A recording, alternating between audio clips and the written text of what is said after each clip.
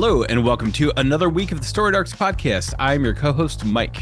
And I'm your co-host, Alex. And today we are continuing our deep dive discussion into the world of Ex Machina, this time with Deluxe Volume 2, which would be trades 3 and 4, or issues 12 through 20, plus specials 1 and 2.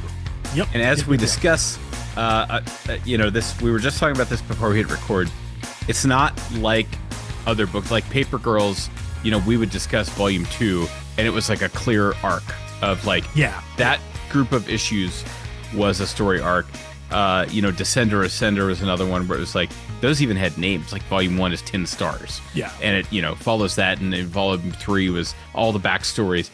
This is not like that. I think it's probably, it is, I think we said this probably in the Zero as well, that it's akin to like a long ongoing TV series. It's one where it's like they're not sprinting toward an ending of any kind. Yeah. They're just letting you live in the world and let things pop up as they will. Sometimes they take 3 issues, sometimes they take 2 issues. I don't think there's been like a single one shot. Well, I guess issue 11. Well, issue 11. Yeah, the when he goes to the fortune teller. Yeah. So they're doing it all. I mean, and some of them, I want to say 4 issues was maybe the very first one.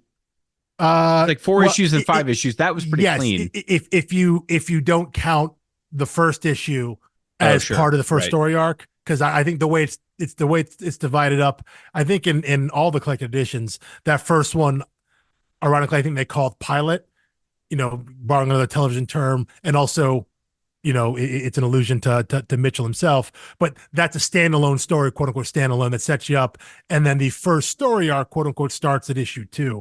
But yeah, no, I think Vaughan and Harris here, they seem to just not be beholden to the idea of the traditional story arc, which is, it's fine by me. I don't think I need that. But you mentioned like Paper Girls, Ascender, Descender. So many books have that structure of, Saga has that, another BKV book.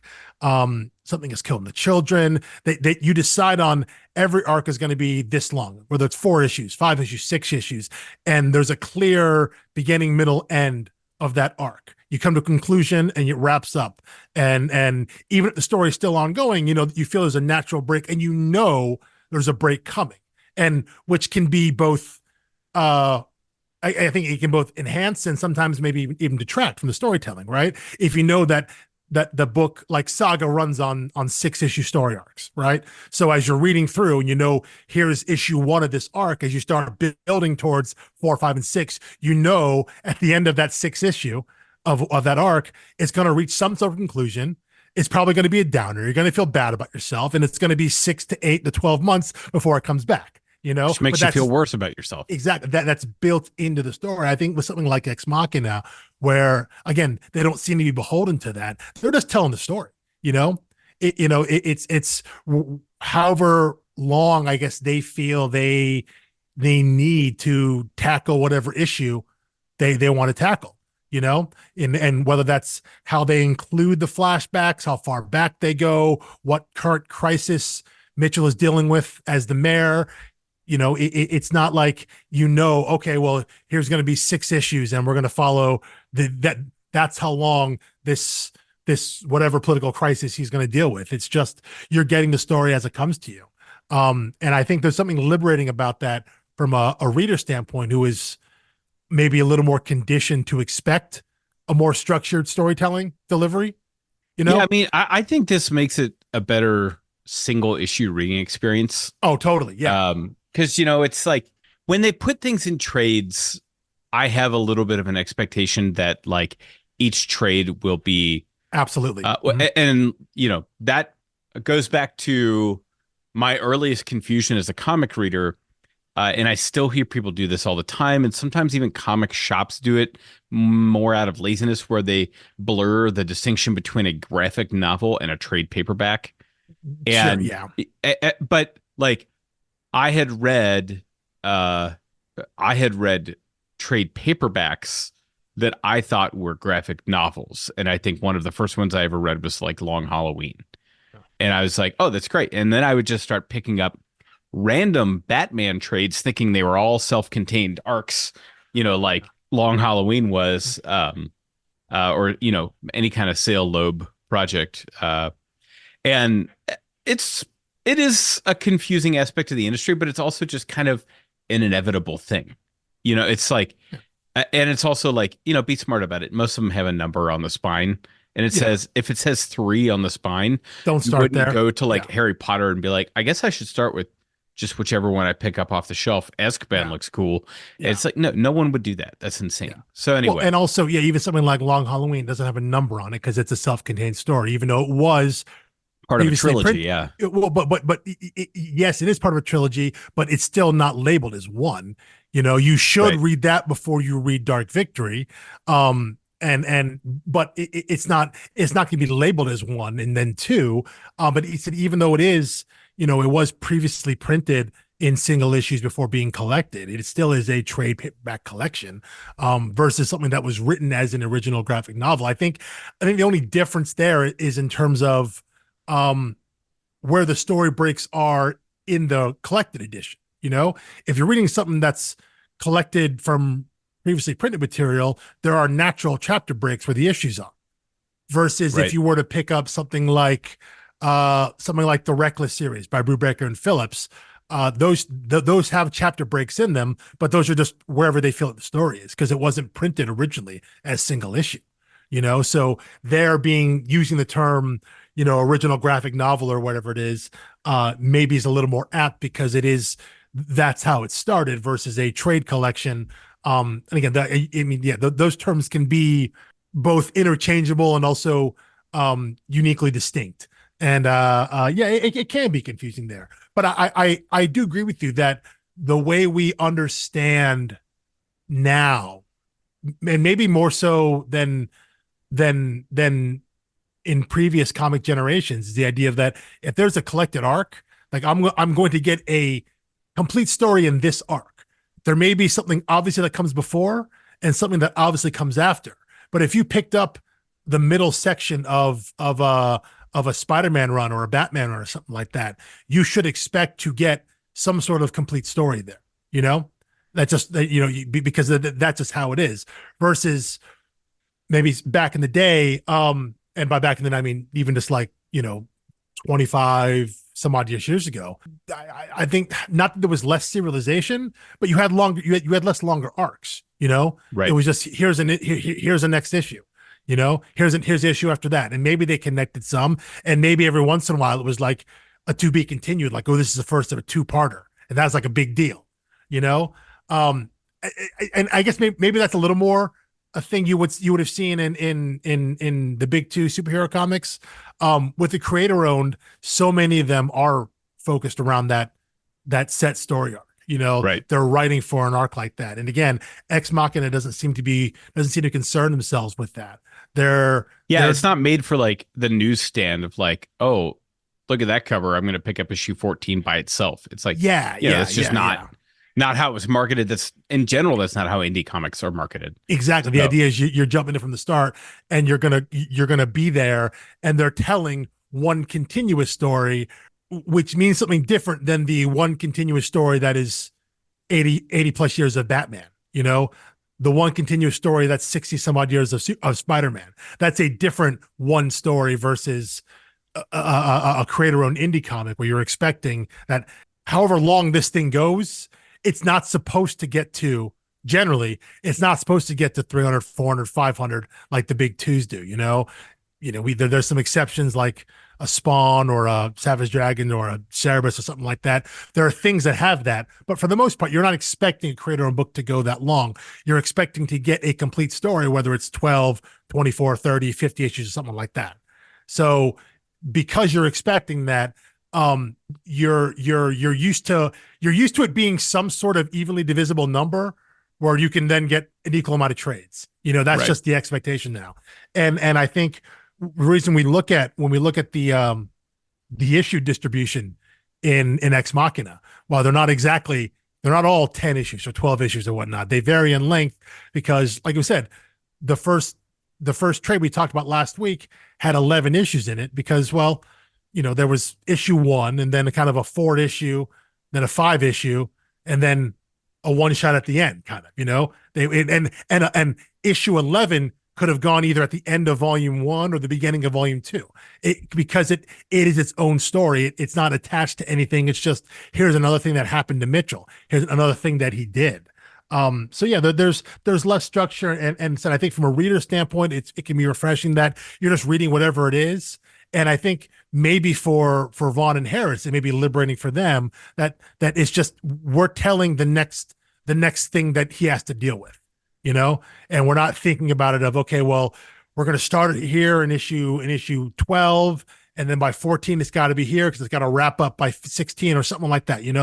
There's no plan like that where they have to feel every story's got to stretch out the same amount of time, because there is some ridiculousness in that, right? And then that every story happens to wrap up in 6 issues, no matter how much time it takes. So here they tell their stories however it is. And so it makes it tougher to discuss about and figure out where these breaking points are for people like you and me. But when you're reading the whole thing together, I don't think you clock any of that of just, oh, hey, that story arc was only 1 issue or 2 issues. It's just, that was the next arc. That was the next story. And now we're on to the one after that. I don't think it registers to most readers that, at least I think if the creators doing their jobs correctly, it doesn't register to most readers that the arcs vary in length, because you're just in the story. Yeah. And well, speaking of those stories, let's dive straight into the first one, which is called Fact versus Fiction. Yeah. And I guess, so I tried to research this. It's actually, AI has failed me this week, which is the amount of time I had to put into this research question. But is it even legal for a mayor to be on jury duty? I don't know. I didn't bother looking that up. I asked like Gemini, and it was like, here's some like Arcane City statutes you could read. I'm like, no, you read them. That's what you're here for. Like, not to steal art from artists. Like, you do research for me.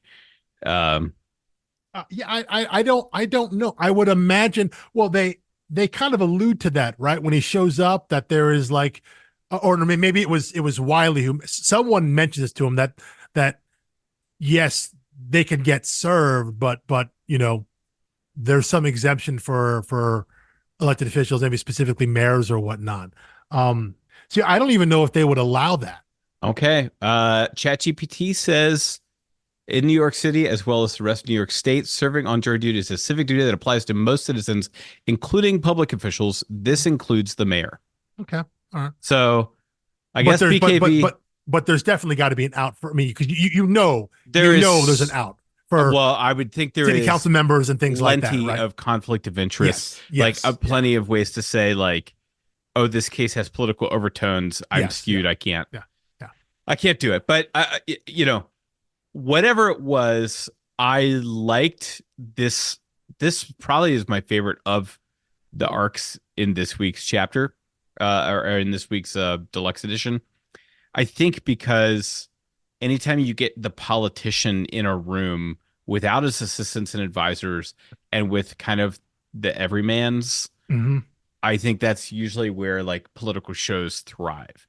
I think of like that episode of The West Wing, big shocker, I'm going to bring that up, where Toby has to go like mediate a council on fair trade. Oh yeah, it's or a free Big Bucket trade. Tuesday episode. Yep. Right. And he just sits there and reads the newspaper, is grumbling to the guard about it the whole time, and then the guard engages him in political debate and gets him to articulate his position, not in like the way he would speak to a colleague, but he's actually explaining it to a voter, and he sees how the voters see him, see his positions. And so I think that's always very cool.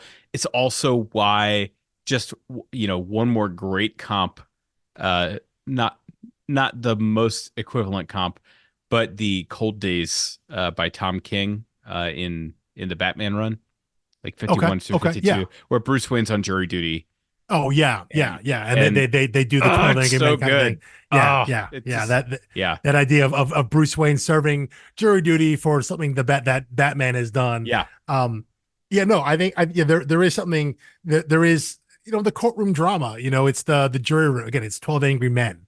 But no, I think there is something fun about that. And I did like the one little bit during selection where they go to both councils and is like, "You really gonna pick him?" He's like, "Yeah, God, he loves small business. We have to have him." And the other side where he's just like, "You really gonna pick him?" It's like, "Yeah, absolutely." He's all about consumer rights and things like that. And so both sides, because, and I think this goes and he's down an to independent, right? well, Yeah. this goes down to the idea that we talked about the last couple of weeks about this specific era of the ideal politician being that perfect centrist down the middle, meaning that everyone he can in a way represent everything to everyone because he allegedly has no political He's not in leanings. anyone's pocket, or he's not like Yeah. in a voting block. Yeah. So again, it's what we talked about, that what we thought a third party candidate was back then, obviously very different than we think about it now, but it allows him to play both sides like that and to be seen in that way. Which, you could then argue that if you're down the middle and both sides see them as your ally, then, you actually have no convictions then, which I don't think is the case with Mitchell, but it is funny how that was represented in this jury duty setup. But I'm with you. I think I enjoyed this, and I liked a little bit too of I guess these little hints of his backstory as the Great Machine. Like we had this guy obviously who we are told ends up being a paranoid schizophrenic or whatnot, claims to be a veteran, claims to have the whatever power that Mitchell has, that he served with him over in Afghanistan or Iraq or whatever, and Mitchell being like, "Well, I didn't work for the military or anything like that." But this idea that maybe there is something more going on, these little threads of Mitchell's time that we're getting about his time as a Great Machine that aren't coming from the flashback. And I think one thing that this volume does that the first volume I think only did once, which was we're getting flashbacks to times well before. Prior it was just his time as a Great Machine, right? And those days were basically counting down to September 11, 2001. And there was the one flashback, I think, in volume 1 where he was a kid with his mom at like the League of Women Voters or whatnot. And we saw a little bit of that kind of early political leaning. But here in this volume, we get a bunch of flashbacks to him as a kid, to him as, I guess the one that was in 86, I guess he's probably like 20 something, early 20s, something like that. So we get a sense of who he is and how he grew up. But we're also now in the present day timeline, we're getting some more insight as to his time as the Great Machine. And I like having those things kind of sprinkled in there while we get this story about, him serving on jury duty and seeing kind of what the extent of his powers are, and seeing all of that and seeing as he can, it's more than maybe what he's let on in terms of what he can do. Yeah. I have to ask you though, I assume you had some vague recollection, at least of the limits here, but the last page, the full page, fair enough, at the end of chapter 2, which I think is issue 13. I'm scrolling through to see if I can well, find the it guy real is saying like, look, you control machines, and the definition of a machine is, any two gears that make each other move. Yeah. The human body fits that definition. Yeah. You can fix me. And then he says, fix me or I cut her throat. And he just points at him. He starts glowing green. He's got the green eyes, and he says, fair enough. Yeah. And I really thought, like, wait, is this guy right? Is he about to do something to the guy? Well, I thought he was going to do some kind of like Jedi mind trick torture or something where he's like, Darth Vadering, choking him or something.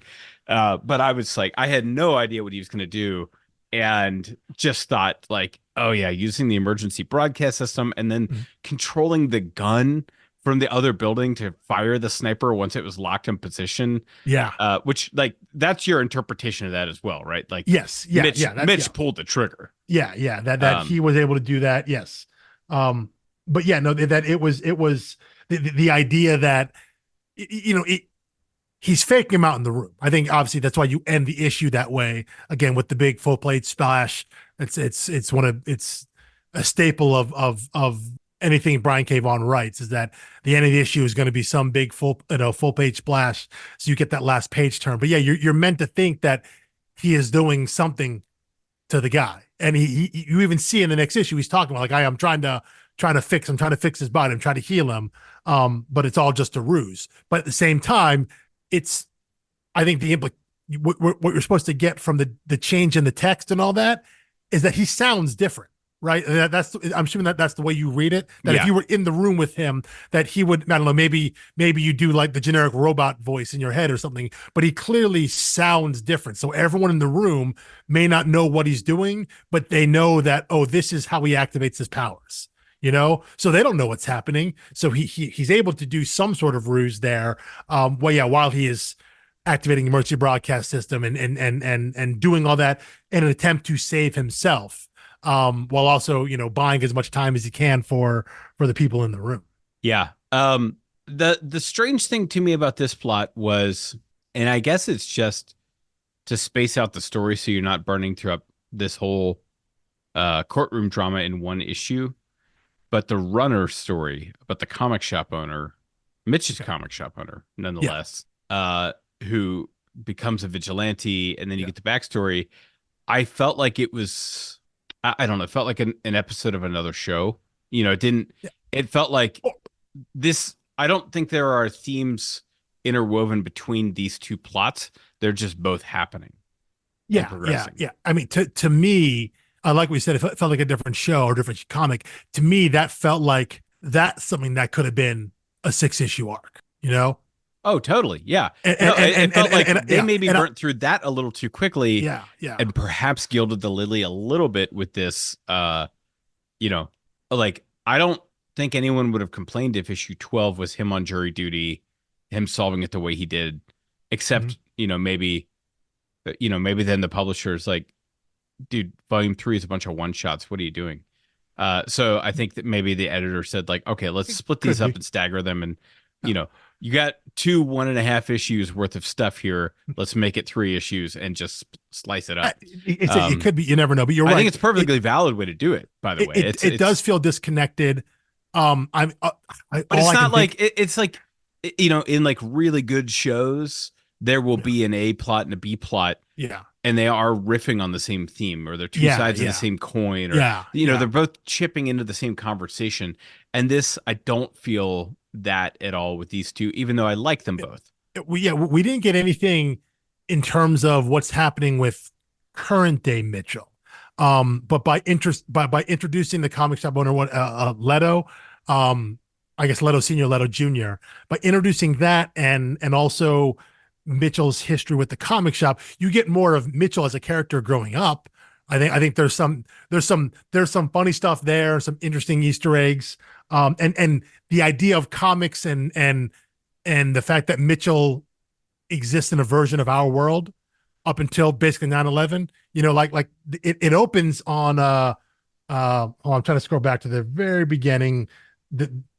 Issue 12 opens on May 1st, 2000.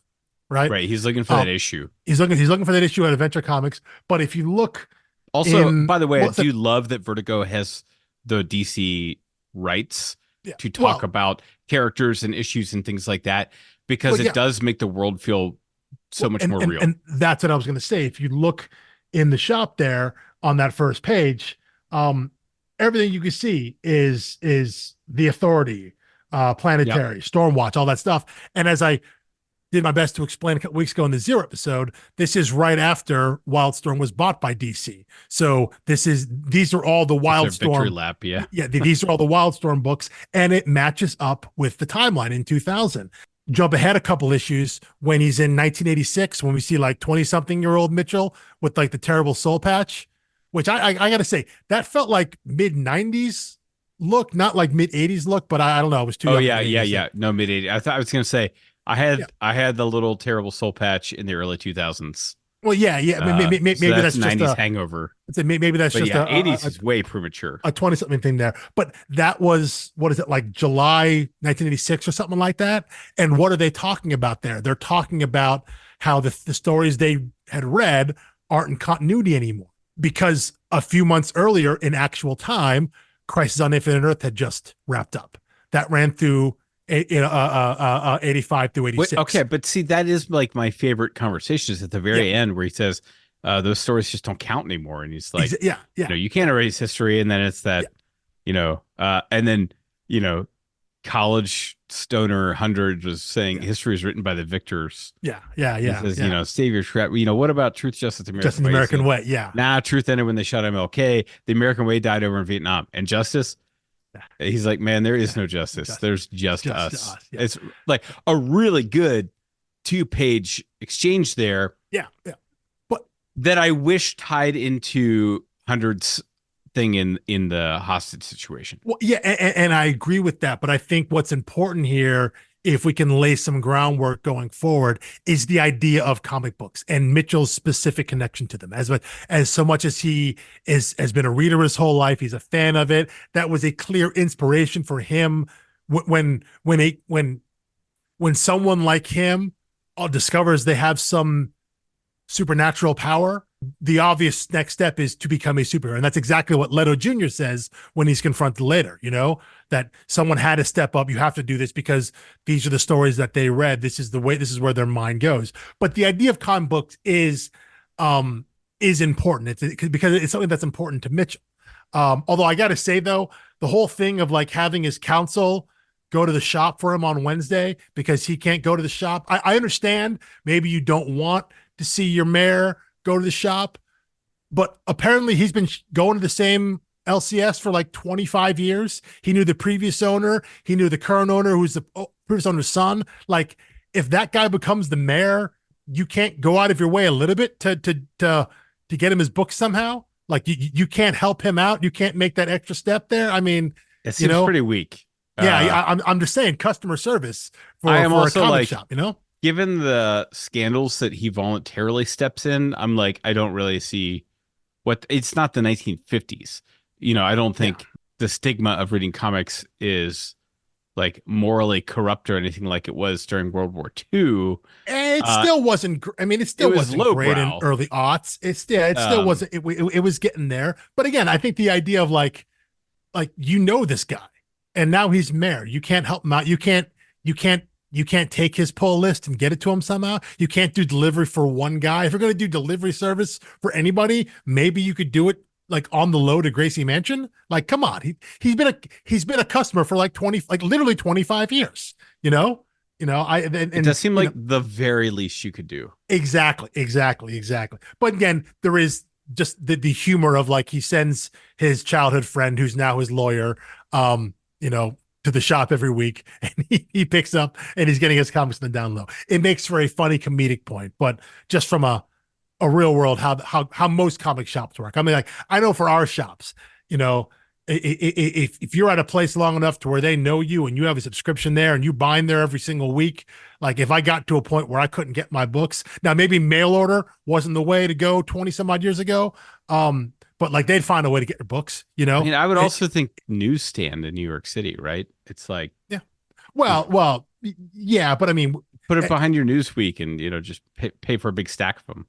Yeah, well, but I mean, I guess, but yeah, well, at this point though, even in the early aughts, we've moved past newsstands. It's all specialty shops. Well, especially for the good stuff, yeah. Yeah, I'm saying, I mean, yeah. So it's all bespoke specialty shops. So you've got to go to a comic shop at this point to get them. But yeah, help them out somehow. Loyal customer for a quarter of a century. Yeah, and he's the mayor. Well, that, and it's like, I mean, yeah, it's like, I don't know if a mayor has time to read a weekly pool. It's like, maybe just hold them for a month. Yeah. Send your guy in and and that's the thing, sure, maybe he gets them weekly, but when he reads them, I don't know. But I mean, if you have a pull list, you go pay for it, even if it's you're only there once a month. Pay your pull list every week if you can. So I'm just saying, he isn't some random guy off the street. He has a personal relationship on some level to the owners of the shop. So it wouldn't seem to me to be out of the ordinary to help this guy out now that he's mayor. That seemed a little off to me. If you're running a comic shop, or any kind of business like that, it's about customer service. You got to step up and do better for your people. So totally agree. Yep. Anyway, great arc. And then you know, it really seemed like we were building a big ensemble cast early on, and all of Deluxe Volume 2 is like, oh no, this is Hundred's story. Yeah. Like this is all about the machine and the the mayor, Mhm. because you then go straight to like the two issue thing where he goes to visit his mom. Yeah. And we get full, Full full, disclosure on his backstory, yeah, which it's exactly. like Yeah. His life story. Yeah. I'm not sure. Like, I don't know if I know the character well enough to know how this hits him, aside from the fact that it's like, okay, he's a politician, and now we know that there are skeletons in his closet, and this is not like, it's not like in Daredevil season 1 where which I'm referring to the Netflix show, where they find out that Wilson Fisk killed his dad with a hammer and his mom covered it up. It's like, yeah, that would look bad, but also he was a murderer. Whereas like this one is like, Hunter didn't do anything wrong. He's just the product of a very messy, politically uncool situation. But it's Yeah. like, Yeah. what, like walk me through the worst case scenario here. It's like Yeah. they want to throw your mom in jail, Yeah. or they want you to repay the state for the pension money that your mom got, Well, yeah, 30 but years also, ago. It's yeah, like what's the bad play here? but also, what is the play? Because he wasn't lying; he was lied to. You know? Well, yeah, I mean, now it's a lie of omission that Yeah, he's yeah, like yeah, yeah, holding yeah, it. yeah, So yeah, she's yeah. made him, you She's know, put him in a position now where, yeah, maybe it could matter, but also, yeah, he was 2 years old, whatever it was, some of that. Like, so he was at an age where he would have very little recollection, if at all, of what might have actually happened. And so, yeah, if this came out as a quote unquote scandal, yeah, there is beyond a level of plausible deniability of like, listen, my mom, this is what my mom told me, and this is what everyone my dad worked with said. This, so like, who am I to believe anything different? Who right. was The I to believe at state that time? believes this, and his Exactly, body was exactly. Yeah, found down yeah, there. yeah, yeah, yeah. Now I will say though, um, that this is interesting information about Mitchell. Um, I find it oddly placed because we've only seen his mother once, and that was in that first flashback a couple back in Deluxe Volume 1. So we have no connection to her. She's not even kind of mentioned or brought up because I guess almost like, why would she? This dude's the mayor now, and then all of a sudden she re-enters the story, or enters at all, I guess, in the current timeline. And yeah, we're supposed to care about this now. I don't know. It felt oddly placed because I didn't feel, I think, as you said, any connection to it, and I like the information we got out of it. I think I like getting more story, and getting deeper into the person that Mitchell Hundred is, and the things that shaped him, and the things that he thinks shaped him. But it just seems strangely put to me because it just like we're just dropped into this effectively new character. The 2002 version of his mother is a brand new character, you know, and we're being told all these things about her and about her life and where she is and things like that. Um, and there's just, for me as a reader, I didn't have any connection to her or what was happening there. It was just, oh, this is good stuff to know. But it felt oddly placed because it felt like it really came out of nowhere, and maybe that was the intention. But I didn't connect to this in really kind of any sort of way other than it was informational. Right. I mean, it's like I think it's like that slow pressure cooker of like Hundreds about to do something drastic, because the one literally following this is called March to War, Yeah. where so in this arc, so in the first arc, we get his history, we get his backstory a little bit, you get a little bit of scandal with him approving a gay marriage, and then he's accused of being gay, and he's got that messy situation with the snowplow driver, and then he's got the public art thing, which like somebody's able to kind of clean up for him. But like these things start to take an accumulative toll on a public servant. And then this one, he literally has to kill a guy, uh, using a sniper in front of a group of citizens to protect an old lady. And then he finds out that his dad isn't who he thought he was, and by consequence, his mom is not who she thought he was, and she's the one who like made him want to be a politician. And then like his friend dies in the next arc while doing a terrorist attack because he's supporting a free protest, which is, by the way, something his mom attended and took him to and Yeah. influenced. I'm like, I don't know. I'm starting to feel the pressure cooker of like, Okay. Okay. like it's pretty tempting to put that suit back on. Like, could I Okay. do more good that way than this politician stuff? Because I do think, uh, like, to me, it feels inevitable that like Brian K. Vaughan is having you chip away at like uh one, his reasons for wanting to be a politician, and two, his own assessment of his effectiveness. And Interesting. Okay. You know what? Now that you said that, doesn't change how I feel, but as I'm thinking about it more and I'm flipping through it again here as we're talking, I guess maybe the confrontation with like the loan shark or whatever outside his mom's trailer, I guess maybe that is a little more informative when you look at it the way you're looking at it, which the idea that all this is building. And as the mayor, he can't snap like that. But here in this remote trailer park, when it's just him, his mom, and these three losers, these three thugs, he can go off on them. He can pull rank, so to say, and be like, do you know who I am? He's allowed the space to do that. And maybe you're right. Maybe it is about that building pressure of when he's here and when he's in that zone, he's allowed to be open with it. And maybe that's healthier than when he goes back to Gracie Mansion. And yeah, he's got to sit behind the desk and he can't express himself in that way. He can't, use his powers in a way that maybe he feels like he can or he should in circumstances because he believes on some level that he shouldn't. But yeah, maybe you're right. Maybe there's a voice in the back of the head that's like, you sure about that? This little thing back there be like, man, maybe not, maybe not. That is interesting. The idea of what they're showing us is just more and more crap being piled on him as a politician. You know what? I have a question. It's kind of came as you were talking.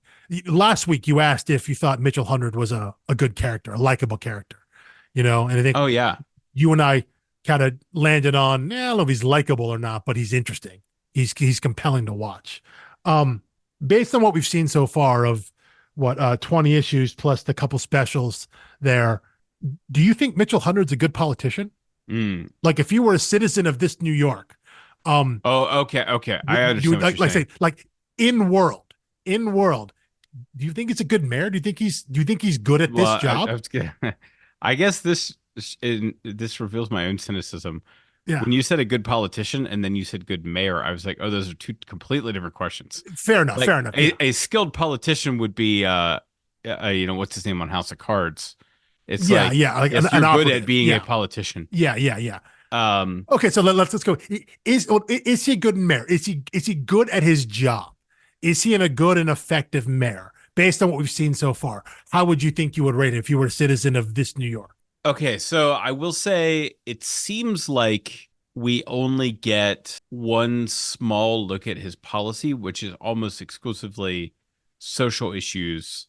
We're starting to get a little more security issues. Yeah. So I don't know how he is on transit and infrastructure and sure. All this other stuff. Although, you know what I'm going to say right now, infrastructure probably pretty high on his list personally. Being a civil engineer, he probably cares about that a lot. You did throw his civil engineering under the bus at the end of the last episode. That is true. That is true. Okay, fair enough. So I think in New York, I would expect him to be a well-liked mayor because he's, he's kind of constitutionally sound. He's kind of libertarian by nature. He's, but not laissez-faire. He's actually pretty proactive about pushing a liberal social policy. So then do we assume maybe on the fiscal side he's more conservative? Like that's where the right leans in probably? I think that is my distinction with him.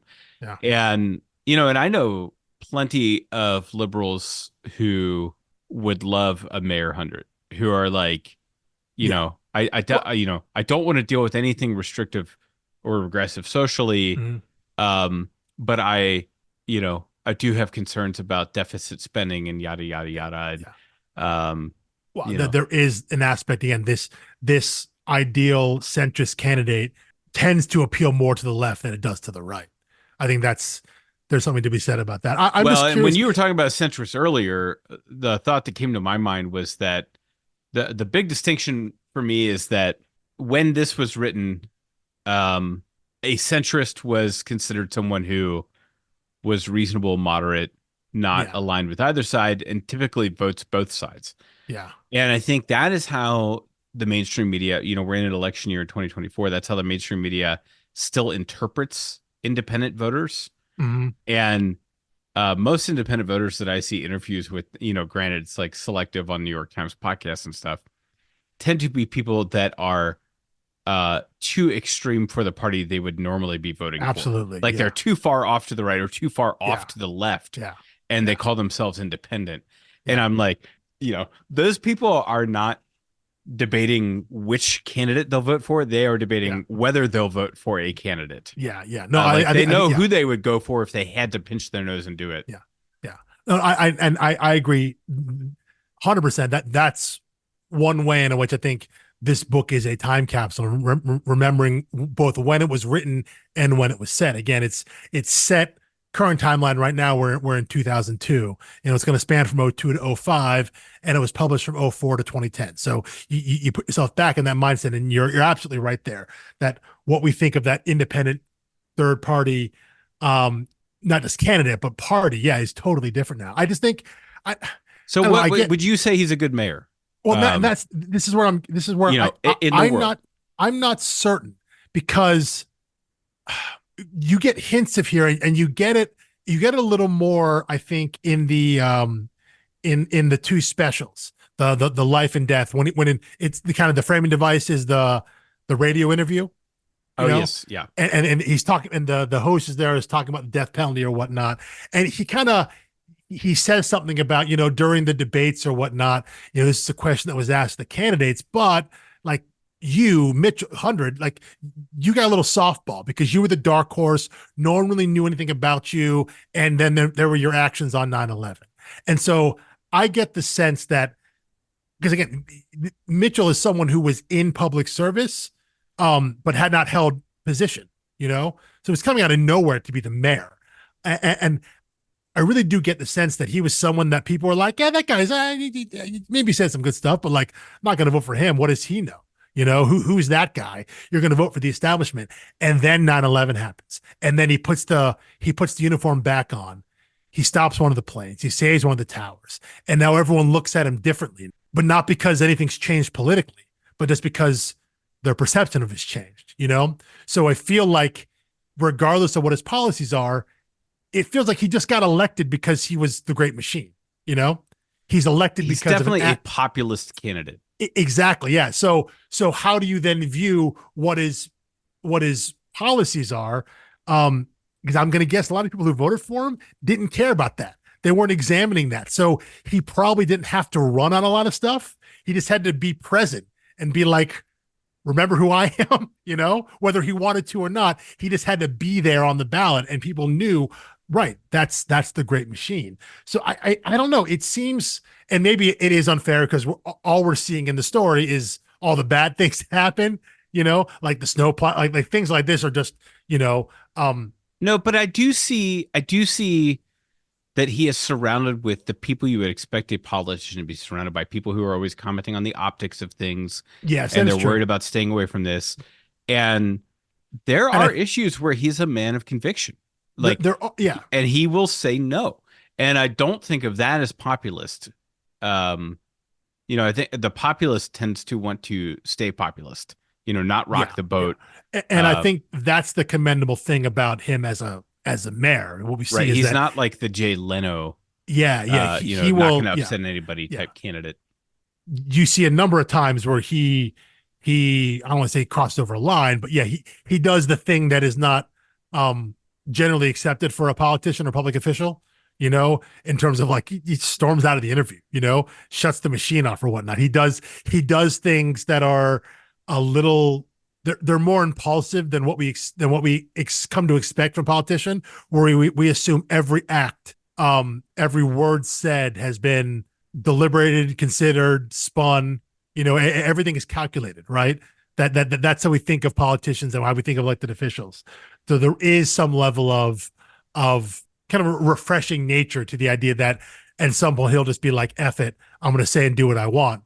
And then his people on both sides, right? Like, as you see, he's surrounded by, his chief of staff, Dave Wiley, is a Democratic consultant, right? His police commissioner is left over from a Republican administration. So he's got people from both sides here, and obviously that's meant to, from a story standpoint, to cause some tension there. But he ignores everybody at times, and both sides are like, "What are you doing?" Like, you can't act this way. Right. So yeah, there's conviction there, but and I don't know if you want to see that as someone who's a resident of the city like that, because there is a sense, I think, the reason we don't see that from politicians, because doesn't that give you a sense of it, they're being not in control?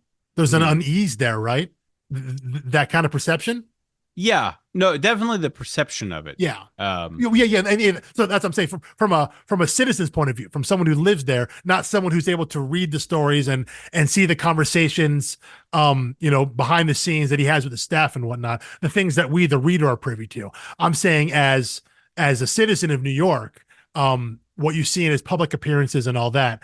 I don't know how reassuring I would find that. And maybe that's just because I'm conditioned to think this is what a politician should be. The politician is someone who's not supposed to be that impulsive and rock the boat. And we always think that's the ideal candidate, right? That's what what was the Warren Beatty, Bulworth. Oh yeah. where the politician, he just starts speaking flat out truth to piss everybody off. And everyone's like, "We love this. This is great." And he's like, "Wait a minute, what's going on here?" It's that sort of thing. And you can see that Mitchell has some of that there. So yeah, I think from a reader's standpoint, I think we see he does have conviction, and there are things he does feel strongly about. But if I was a citizen, someone living in that city, I'm not certain how I'd feel about that. Me personally, as someone who is steeped in comic book lore, just like Mitchell Hundred is, I would be under more the effect of like, dude, why'd you give that up? I'd be on the sense of like, well, and he's definitely got that voice in his ear, right? Yeah, I mean, it's like, that's Kremlin. Yeah, absolutely. Yeah, right. yeah. But I'm saying, so if it were me actually in the city at this time, and be like, well, what are you doing giving up the superhero gig? Like, that seems pretty rad. Like, especially when you're the guy in the chair. Like, guy in the chair does not have a career path in City Hall. Yes, exactly. Right? Yeah.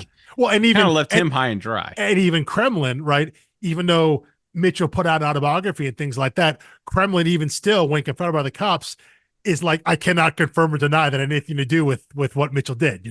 Yes, I got him some parts or something because I knew him and growing as a kid, and I was wondering if he was under the same hush order from the NSA that Mitchell is. Well, and he probably is, and nor does he want that. He wants to be the Kremlin. I think wants to be the guy in the shadows. He doesn't want to be known. He's probably angry. That Mitchell even put his name out there. He wanted to be unknown, but he also wanted Mitchell to keep doing the superhero gig. But yeah. So yeah, I'm not certain as a politician, as a mayor, I'm not certain that's what I would want in terms of what his public appearances are. I guess I am with you though. I would need to see a little more of what his overall policies are, because you're right. His social policies do seem to be fairly liberal. But like, what's the rest of it? Yeah. So I have to say, it again has rubbed me the wrong way in this book, where it's like the best intentioned liberal efforts of 20 years ago are somehow cringier than, like, if this were a book from the 80s and you're like, well, it was 40 years ago. Yeah. You'd be like, you expect some degree of like how dated it feels, where, whew, the language in here and the audacity of two white dudes taking on the topics they do, using the language they do, all authentic, the derogatory language, and characters. This is consistent from Brian K. Vaughan. Characters who speak that way are made to look foolish. Like, yes. Because there is, someone said something about how, like, those animals over there, they don't make the distinction between this and this. And he's like, right, those animals Yeah. don't see distinctions. Yeah. It's like Hunter just kind of mutters under his breath, like, Yeah. that's exactly the type of thinking you Yeah, claim to yeah. be Well, criticizing. I think that takes us to the last arc here before the specials. But I think what you said there about the characters they choose to put that language into are meant to be idiots. They're meant to be stupid. But I feel something a little extra here in that I feel a bit of anger and rage from our creators here, in that they're depicting these characters in not just like an unflattering way, but like they're going out of their way. That I just sense an underlying anger with the world that was true to what was happening in the immediate aftermath of 9/11. You know, these kinds of acts, these people existed, but there is it read to me at times that there's some just like real vengeance and bile towards those types of people, the people that were just leaning directly into overt racism.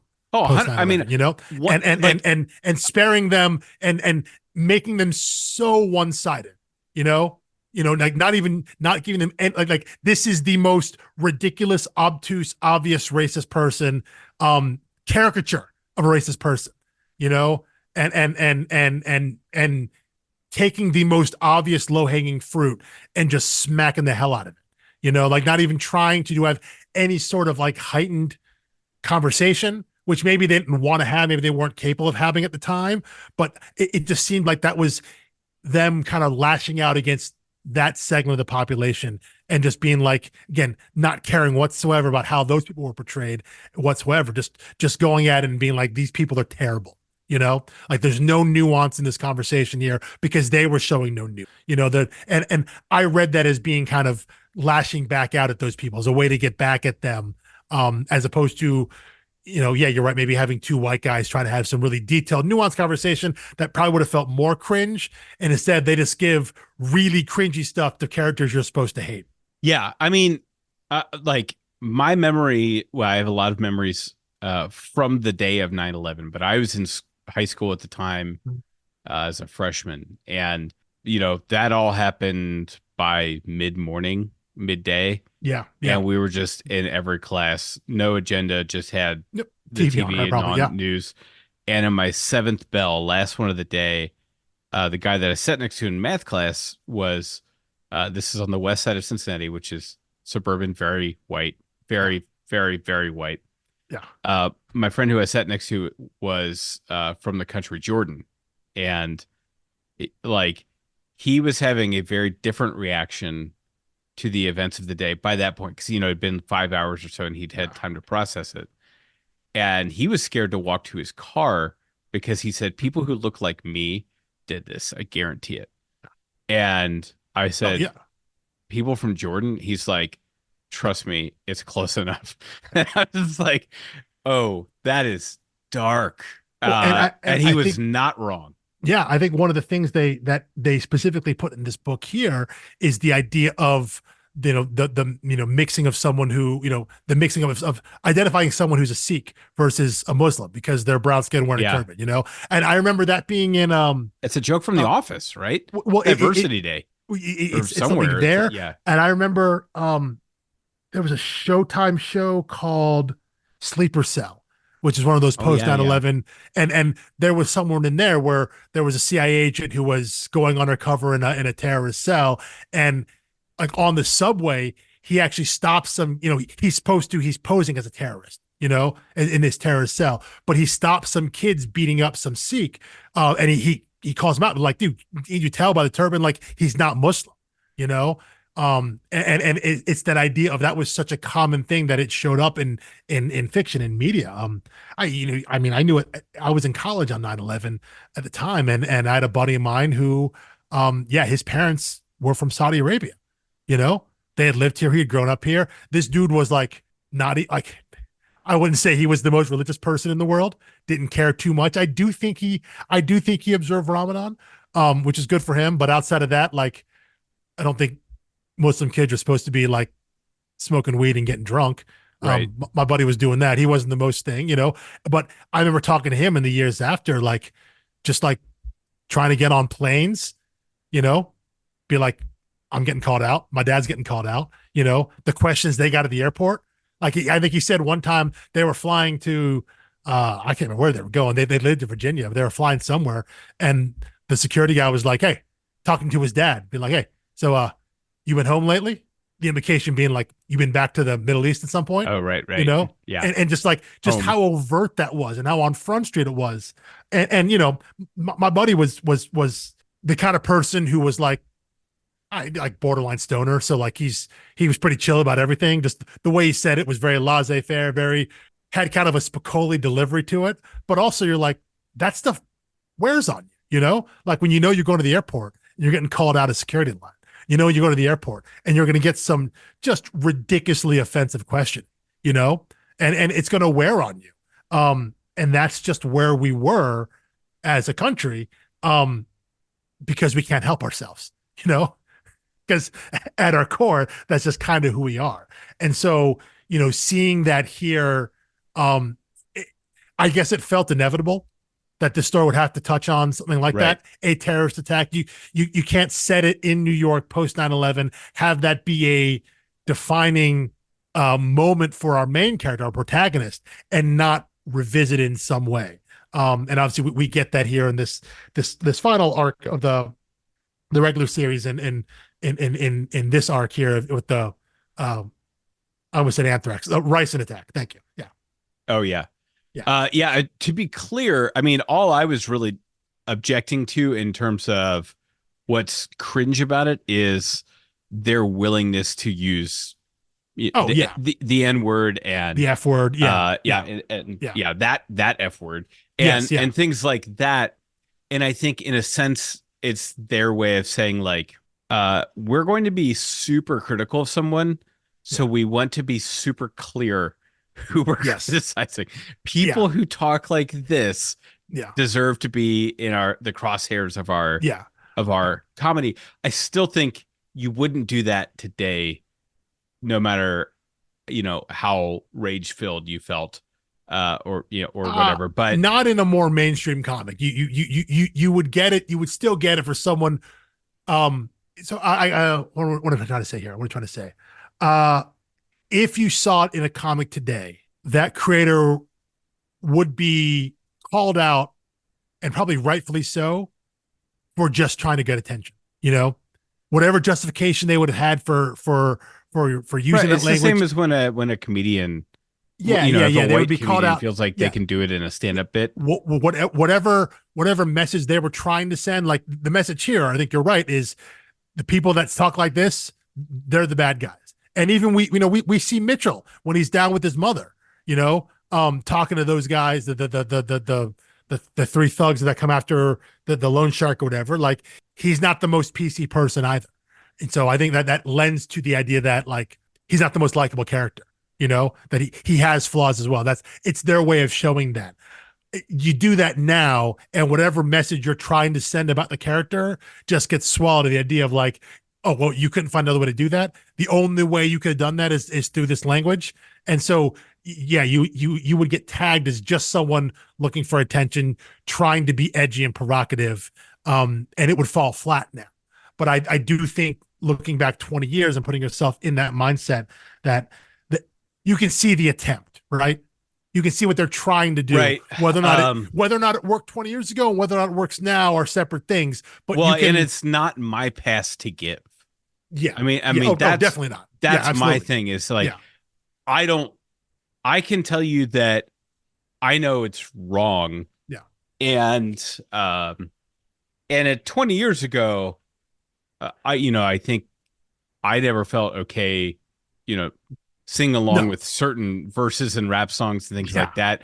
I would just like, I had enough sit that one savvy, out. So it's fine. Even it's 20 years, right? You sit up a couple plays out, it's fine. So, that is where the line has been communicated to me in those conversations, and I think culturally at large. And I am really curious to know, if BKV even thinks about this book anymore. But if he does he wish, like, I wish I could buy that back and just find another way to do the same thing. or is Well, he just kind of like, it was when it was, and I just move on? And he keeps fighting. Brian K. Vaughan himself keeps fighting for progressive values in yeah. everything he does. Whether he's dealing with what was that horizontal book he did, on the border crisis, but it was about Yeah, alien. Barrier. A barrier. Yeah, Yeah, Barrier. whether Yeah. it's barrier or paper girls, and Well, what I want to say is, you asked how we would think about it. I do think back to Paper Girls because we talked about that. Because that book is set in the 80s, right? It starts in the 80s, right, and the character of Max says some things that are terribly offensive. But in that book, she gets checked by her friends. like same page or Yeah, like same next page, page, yeah, which in 1986 you probably wouldn't have expected. Just like here, this book being set in the early aughts, written in the early aughts, you don't have anybody really checking them on their language because that's just what it was back then. But when you're in 2014, 2015, or whatever, when Paper Girls was written, writing about 1986, you can put that language back in there, but you have the more modern mindset, so you can have a character say something and check a character on it just so the reader knows. So the reader knows that the creator knows what they're doing, right. versus Which this is the book. advantage of writing something 20, 30 years in the past. Exactly. Yeah. Yeah. So yeah, I wonder what he would say, but I would maybe assume, as most artists do, that it's like, listen, you're trying to capture something about the moment, right? You're Right. trying to capture some level of authenticity, and it's not always pretty. And I think in that way, there's something commendable about recognizing the effort. That's what you're trying to do. But obviously, you're right. For some of these words, some of these slurs, they're not for us to say yay or nay on. Can you use this? Are you okay with it? But we can talk about, I think, the decision making, the craft, the decision to do that, and what they're trying to accomplish. They are trying to shock. They are trying to be provocative. They're not trying to be offensive. They're trying to show that this person is offensive because this is what they say. This is what they believe. This is who they are. And this is why you should then automatically not like this person. This is why this character has a flaw that you should be aware of and be conscious of. And we're playing into that. But yeah, I think it's something we talked about either last week, week before, the idea that it is still shocking and provocative now 20 years later, but shocking and provocative for different reasons than it was when it first came out. Yeah. Though seeing that now it hits the audience different reading in 2024 than it did reading in 2004. They're still shocking, but they're different levels and from different angles now. Yeah. I think that's very well said. And again, I don't want to beat a dead horse on this every week.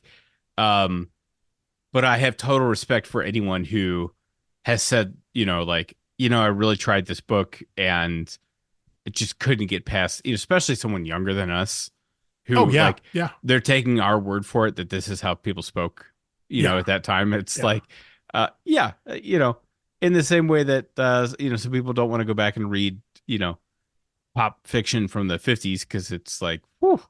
There's probably or watching movies from the 80s or something like 70s and 80s, the way we depict all sorts of parts of society. Like watching the Gen Z reaction to like Hughes movies from the 80s. Where it's like the guy's just a stalker and he's like he's not taking no, and it's not sweet.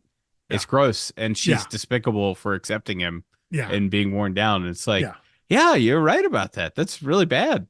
And at the time it was like, oh, isn't this sweet? Isn't this romantic? How great is this? Like, we should all be like this. Why is this my life? Absolutely. Yeah.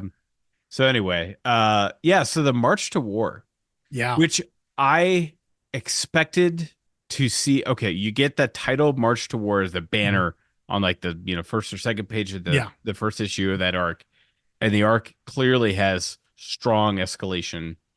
The country's already at war. They're invading Iraq. All those real life events have still happened. I'm telegraphing, I felt like it was telegraphed, and that one of the last pages here, we would see the Machine in Baghdad, fighting with U.S. troops. It really felt like, I thought he set this up where Mitch is reaching a breaking point. He's seeing the futility of politics. He's worried about the skeletons in his own closet. So he's just going to take the shortcut to do something heroic. and like just go fight with the troops, save lives, Mhm. you know, get rid of Saddam Hussein. And so when it ended with his former assistant Yeah. just dead on a hospital bed Yeah. and he's not suited up or anything, I was like, oh, that was not an inaccurate title, but a very misleading title to the story arc.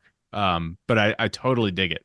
Yeah. I mean, Um, it's but I it's really thought it meant like, he's gearing up for war now. well, and I think in a lot of ways you could say, you know, he has been, this idea that, I mean, there is that weird, right at the beginning there's the strange like 3-4 page interlude where we find out we're in Baghdad. They're watching film of him. It's like the You know, Baghdad mayor. Yeah, yeah, what yeah, is yeah, yeah. what like Yeah. Well, but you it, can't it introduce that and not come back to it. well, and that's the thing. It's we're throwing that in there now. It's like we're laying some of this pipe here, laying this groundwork. Do we come back to it? How do we come back to it again? Knowing now again that some of the real world events that happened post 9/11 still happen here in terms of going to war in Iraq and Afghanistan and things of that nature. It only seems inevitable potentially. But yeah, but you're right here that this story isn't about going to war. It is about, on some level, I guess, the idea of free speech and freedom of expression, right? Um, Right.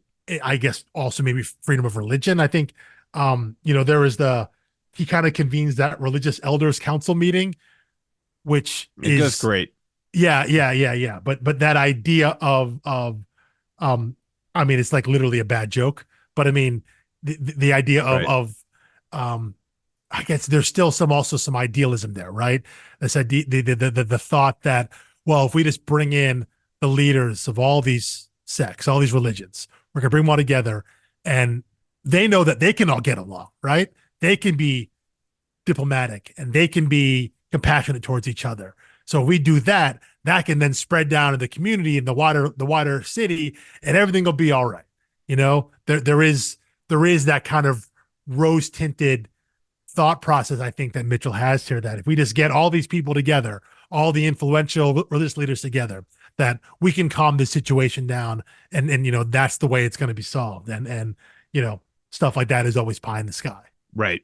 Right. So what issue does that start? It starts in 17. 17 or 18. Yeah, It's the I don't have March the to number. War. Yeah, I don't Okay. have the number here. Yeah, it is. It's 17. So, 'cause 17, 18, 19, 20. It's a Mhm. 4 issue arc. Yeah. So there's actually a lot that happens there. Mhm. Um, and yet not that much moving forward. It's like the chemical attack, which is like I I think it's hard to teach someone now about like the terror and anxiety about like opening envelopes and getting Yeah. anthrax. Like, Anthrax. Yeah. but like I mean, we really thought this was going to be a more prominent thing, Like and the next wave of after the next wave of attacks, right? That's what we were afraid of, what we're expecting. You're right.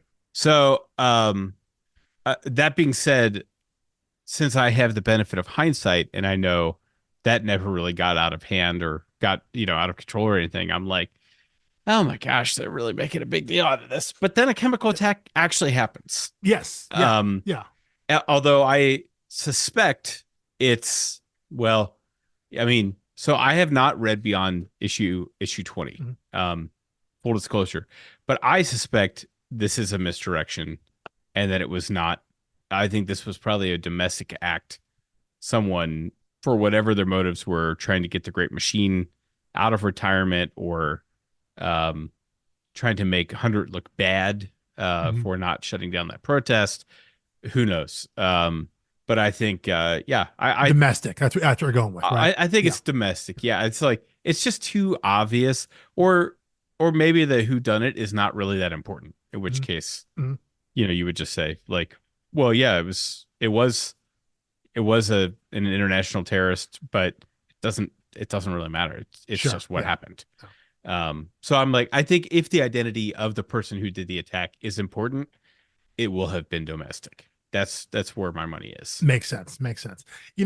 One thing that is kind of it's almost kind of buried at the end of this arc here, because we have the rise of the attack. We have first off the protest in general, right? The existence and the allowance of the protest. We have the chemical attack. We have the Casual reaction boxing match with a after. priest. Yeah, what we have the reaction after that, the racism and all that, and like kind of snuck in between here is like the New York City cops shooting and killing an unarmed man, you know, Yeah. who just happened to have like coke on him, but they didn't know at the time. But the idea of them, shooting a kid as he's running away, you know, And I've got to say, well, and there's the lynching in here as well. Well, I was going to say that's part of the racism aspect, which was the aftermath of the rice attack. But the idea of what that led to, which is like an enhanced version of stop and frisk, like we're searching everybody on the subway now, and then this kid then freaks out, runs, and then he gets shot as he's running away. Like, that idea. Yeah, I'm trying to find it because so it's at the end of issue 19 if you're in single issue. Okay, yeah. And I thought it was so skillfully done. The guy says, I don't consent to being searched. I'll just take a cab. Which I think is a perfectly reasonable thing to say. Yes. He starts to hustle away. They start pursuing him, presumably because of his color. Yes. Although they are telling each other this is about the scent of his perfume. Yeah. Like, oh, he smells a certain way, and that's a trigger. So that's their cause for stopping him. Even though I think we can all read between the lines. I think this is some of Tony Harris's most nuanced work when you look at these panels, because they're looking for white powdery substance. They're also worried about a gun. He reaches into his jacket, which is the line you always hear, like, oh, he was reaching for something. Yeah. And then the first thing you see is like glimpses of little white bags of powder, but they're very obviously not anthrax. Yeah. And, I think the way he drew that page has the cops shouldn't have been following him. Like that's point number one. So the whole thing's inexcusable. But in the cops' own minds, once they have decided to pursue this, they're following the guy, reaches into his jacket. Yeah. Like I don't know. Only ends one way. Yeah. Right. It seems like there could also be some kind of police marksmanship thing where you do non-lethal shooting, or you start with the taser, or whatever. But he shoots him. But this guy didn't deserve to get tased either. So it's like it's one of those things where it's like it's all based on absurdity of these are paranoid cops. But I think at the same time there was the heightened pressure on, like, you didn't want to be the cop who let the New York subway system fall under a terrorist attack, right? Yes. I mean, I suspect that's weighing on them. You marry that with personal prejudice and all the stuff in the moment. It's a very complicated scene that deserves more attention than it gets. And, everyone reads the next chapter the same way. When 100 isn't able to make it to the parents' house, and he sends his black deputy. Exactly. It's like, we all know exactly what that is. I'm so glad they called him on it. Oh, yeah. Even though what 100 said is probably true, that he's locked down, he's busy in meetings. Probably so. But again, genuinely, I think 100 would just completely side with the family on this, right? I think he would, and I think this is where the constraints of the office are such that he can't do the thing that he really wants to do. We talked earlier about it. He is a man of conviction, but maybe he can't always show that. That's also as the mayor, you really can't come down to anti-cop. I mean, there is a risk in that. 100%. Yeah. So, but I think what's interesting here is that obviously, the whatever you want to call it, the epidemic of cops murdering unarmed Black people in this country has been going on for well longer than anyone cares to think about. But obviously there is a more heightened sense of it. There's been a spotlight on it. Yeah. In the handful of years. And what I think about here is this idea of that inclusion of its inclusion here, I don't think is a mistake. I think back to, again, a few years before this would have happened, there was a shooting I looked up the name real quick here. It was a man named Amadou Diallo. I think he was shot 41 times in front of his door, as he reached in to pull out his wallet. Um, I remember this song. I remember this happening because Bruce Springsteen wrote a song about it. 41 shots, parentheses, American Skin.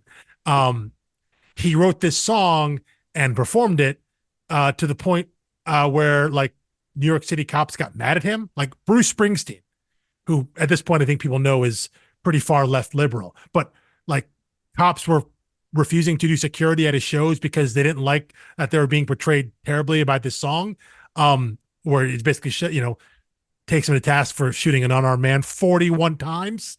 And then like a year after that song comes out, 9/11 happens. And then a year after that, Bruce Springsteen releases The Rising. And all of a sudden, cops and emergency workers, they love Bruce Springsteen again, But that was an incident in New York, a flashpoint incident in New York at the time. And I have to think that's maybe not a specific contributing factor, but why they wanted to put something like that in this story. I think what reads stranger to us now, I think, is that it's not that it's a throwaway story, but it happens so very quickly.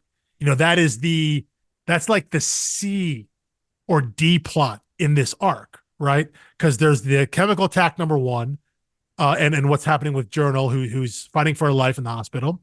The racist reaction after the fact is like the B storyline, right? And then off of this like enhanced stop and frisk is this police shooting. That's like the third level of the story. And it almost feels like a throwaway. And you read this now and like that would be a multi-story arc now. You're a protagonist who is the mayor of New York City dealing with the shooting of an unarmed black man by a New York City cop, that would feel like that would be a much bigger deal now than it would have been then, because there is a more heightened focus on that problem, on that issue, not because it just started now, but because due to events we're more aware of it now. People who look like me are now more aware of it. Yeah. People who look like Chief of Staff Dave Wiley, they know all about this stuff. You're right. Yeah. There's nothing new to him, and there is a little sense of like, does he feel like a traitor? Is he being put in a bad situation? Yeah, because and it's just inevitable. I'm just going to lean into it. West Wing season 7, the Matt Santos campaign. Mm-hmm. Yeah. There is the shooting, and the guy who plays Diggle on Arrow is like one of his campaign advisors. Yeah. And at some point, like he says something about how like, you can keep sending me to like this community for things like this, but eventually they are going to need to hear you like speak on this. Like I can't just be Matt's black friend who goes places where black people are. Yeah, exactly. It was like, ooh, that is not what any politician wants to hear. Like 90 days out from the election or 30 days out, whatever that was. And hands to with the fact that Matt Santos is Latino, So right. The cop was Latino. It was like a perfectly constructed quagmire. Of course. Yeah. But it is that idea of you understand that this is how it works. No one's happy about it, but yet he does it anyway. Someone's got to go. He goes and speaks to the family anyway. Dave Wiley does. He's not happy about it. You can feel relatively certain that Mitchell's not happy about sending him. I'm going to send my black chief of staff to go talk to, to go talk to the Brown family who just had their son murdered by the white cop. Well, and I think the other complexity here that I thought was a good inclusion is that this cop attempted suicide and is on suicide watch now on the psych ward. Yeah. That is not always the case in these killings. I mean, a lot of times it's like deflecting and defending and excusing behavior. Yeah. Granted, he could take his own life. He can feel as bad as he wants. That does not give this family their child back. Yeah. And he was a child, right? He was he was a minor. He was 17. I think so. Yeah. He was. Yeah. But you're absolutely right about that. The idea that when this happens now, you circle the wagons, right? It's all about justification. of right. why we had the right to Or do this. obfuscation. Yeah. And so having that little bit there, I think, is a way that was them in kind of in opposite reaction to um like the two guys who lynched the cab driver, you know, um that there is some like trying to show some level of sympathy for the cops there, you know, not saying that they're good guys or whatnot, or like caping up for the police or whatnot, but throwing that in there is intentional and meaningful. There's something they're trying to say about his character, that they're obviously not trying to say about, the three loan sharks at Mitchell's mom's place, or the two Right. thugs that strung up the Sikh cab driver. So yeah, he's trying to make some level of differentiation there. Um, again, you can recognize the attempt. You can see what they're trying to do, with how they're trying to color certain characters in certain situations. Again, how well does it work? Your mileage varies on what your life experience is and when you're reading this and all of that. But I think we can recognize the attempt of what they're trying to do with some of these characters. Yeah. And then we get middleman vigilante mode of 100 with the ski cap. It's like, if you're gonna go vigilante, do the thing properly. But to me, that felt like, okay, this is the ramping up to war, and on the last page, it's gonna be a splash page with him back in the machinist. Mm-hmm. But no, not. But now I suspect we're never going to see that again. That's all going to be in hindsight, which is probably wrong. But it does feel like the restraint they're doing to say, like, there's some reason where he is pledged to never suit up again. And by the way, I have to say, I do think part of that is the NSA agreement he has with them. So he's got the NSA agreement. So if he does it, he's going away to some federal black site. Well, that, and there's no point in wearing something to cover your identity when you've already announced publicly who you are. That is true. Yeah, there's no one else rocking around like him. Yeah. But I do think, as I've been reading, I'm not sure his motivation for a career in politics is sufficient explanation for me to understand why he gave up the vigilante gig to, after such a relatively short stint, to do this thing. There have to be other factors. I think you see some of that. I think part of it, and the first thing I think of is some of the flashback scenes in The Incredibles, where Mr. Incredible saves somebody from jumping off a building and then sues him because he broke his arm in the process. Yeah. I think you get some of that here, where he's trying to save people and he doesn't really know what he's doing. And yes, he maybe takes them away from the harm they're in, but isn't doing it safely. So there's kind of the mixed messaging of the people he is quote unquote saving, or he has saved, I guess. But I think he'd have to have them sign a waiver before he can pick them up. Yeah, exactly. That sort of thing of So I think that sense for him, at least, I think, is that sense of futility of I'm trying to do these things. I'm trying to help people.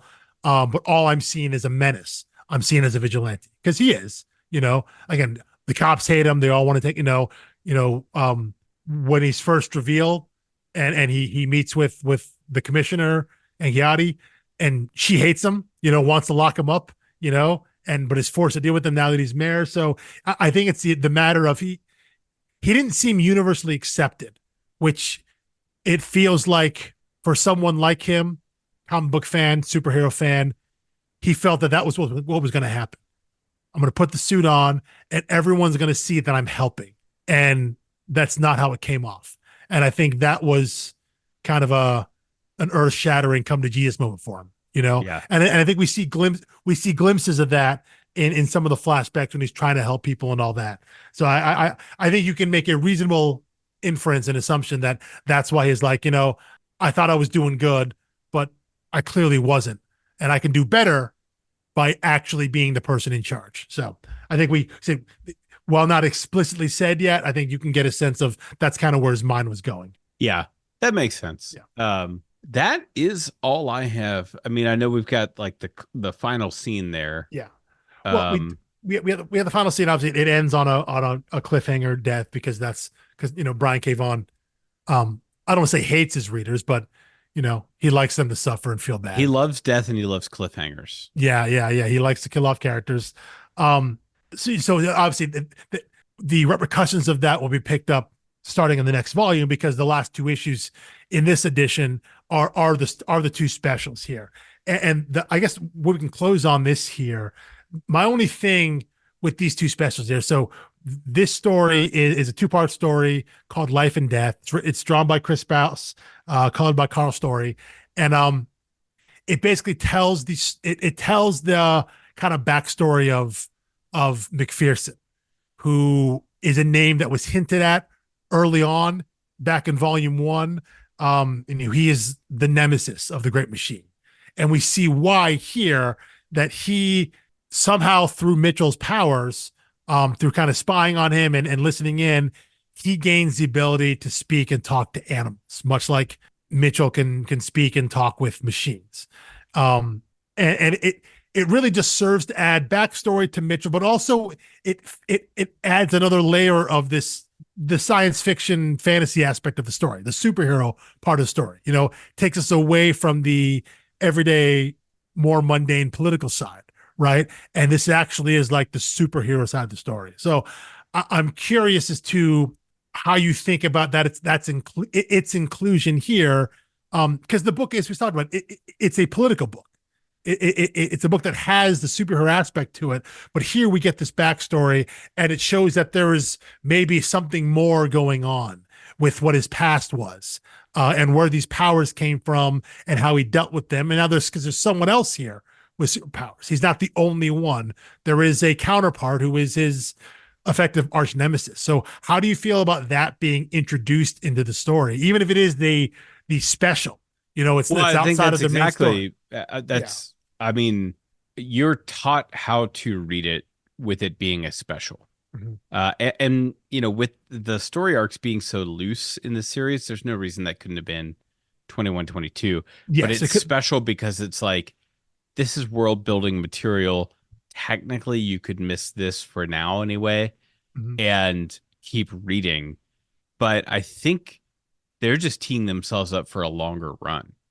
They're like, if we want to do 2 or 3 trades where we get into the lore of his powers and how they work and where they came from, and pause the political stuff for a while, we can do that.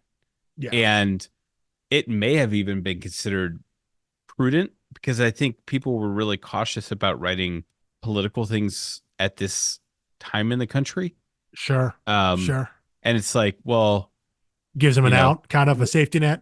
Well, I mean, had another big 9/11 size event happen while this book was being published, he'd probably have to pause publication of the book. Yeah. Now, he would be able to keep telling stories about 100 or the Great Machine or whatever if he went and pivoted and talked about the powers. And it's like, oh, there's also animal powers and there's robot powers. And, the book. And now it's a superhero book again. It's kind of a superhero book again that could always pivot back to politics whenever it feels like it's safe. But there were movies that were supposed to drop in September 2001 that never came out. There were episodes of TV shows. I like that episode of Friends with the honeymoon where I think Chandler throws a temper tantrum in the airport and gets detained or something like that, and they had to reshoot that episode. It's like people were very touchy about this stuff, and it was really gutsy to write a 2004 book dealing with basically real-time politics. I mean, this is the same gap as the Newsroom was to reality. Maybe done slightly better than the Newsroom did it. But yeah, I think the idea of, but I think that distance is enough there where when I talked about reading into Vaughan and Harris's kind of mindset, it feels like they're angry about things, and there's enough time has passed here. They're writing this in 02, 03, 04, and it's coming out in 04.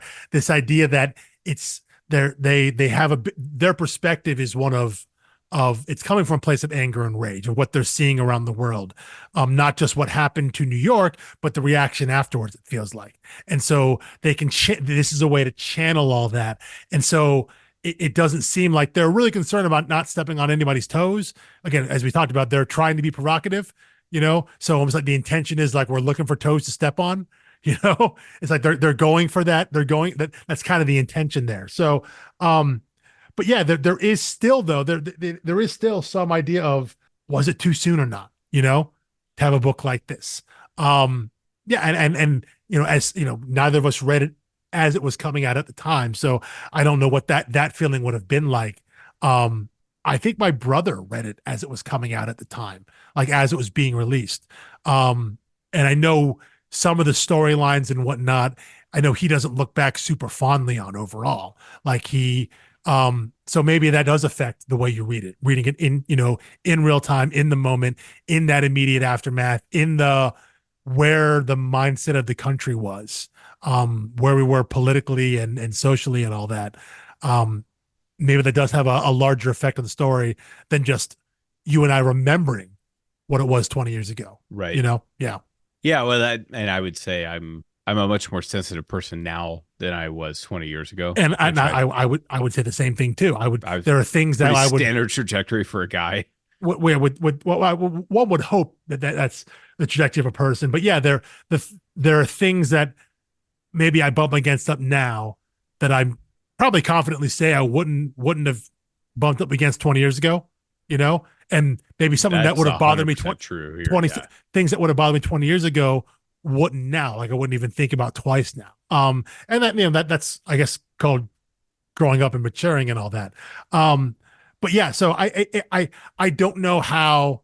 I think it's worth clocking though. Again, kind of like the stuff with the comic books, the superheroes, and that being part of Mitchell's past growing up, this idea that there's someone else out there, that there might be something more to where these powers came from, and whether or not we actually get answers to it, the idea that that's still out there, still lurking, that superhero side of him, while he may be done with the superhero side of him, like you said, maybe we never see him in the costume again, but that maybe that superhero life isn't done with him yet.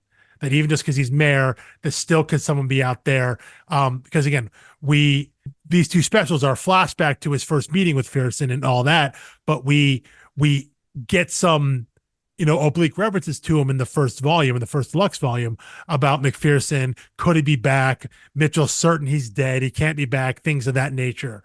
So just kind of planting those seeds of, there could be more to the story beyond just the political, or maybe it's how the political and the superhero aspect, how those things can combine down the road now that he is in a different position of power than he was as the Great Machine. So it's more just kind of planting those seeds and putting it out there that maybe there is something a little more to the story than just the political thriller aspect, or I don't know about thriller, but yeah, just the political nature of the story. Yeah. I mean, I think you're definitely sold from the cover art from issue 1 onward that this is more of a superhero book, and that's not really what it's been for 20 issues. Yeah. So I think this is maybe like a little, if it's not them opening new pathways for themselves to choose to follow later or not, maybe it's a little Easter egg or a little treat to say like, hey, if you've been waiting for more of the hero stuff, just hang on. Here's a little more. Coming. Yeah. It is coming. We can find an avenue for that. Yeah. And I think that's a good use of like a special or an annual or, something like that. Yeah, that is true. That is a good use of that. Assuming it has to be done at all, which, I'm not a big annual guy. Yeah. Well, that fair question, whether it needs it or not, but it could be a sign of the audience of this, like, it may not be part of the story, but just so that we know we've thought about this, that we, the creators, that's true too. It's that kind of signaling, right? Or could be that of just saying, hey, we've thought about this more, that this isn't maybe what the book is about, but if you're reading this, you probably have similar types of questions, right? If you're the kind of person who would have picked up this book and are interested in that aspect of it, just know that we've thought about this, and whether or not you get the story or not, just know that there is a story there, that there was something that there was more to his superhero life than saving folks off trains and stuff like that. That there is maybe potentially a larger world out there, and that maybe you get that story, maybe you don't. So yeah, at this point, you can view it as maybe a little treat to the fans, or a segment of the fans who wanted to get something like that. Yep. All right. Well, thank you for listening. I hope you enjoyed this read and this discussion. As always, like and follow, share with a friend, give us a 5-star rating on whatever platform you're listening on, and join us next week as we discuss volumes 5 and 6, issues 21 through 30. I'm guessing probably another two specials. I got it written here. It is 21 through 29 and special number 3.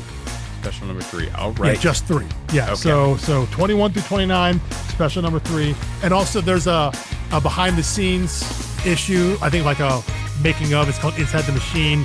I think that's included in Deluxe Volume 3. You can track it down and read that as well.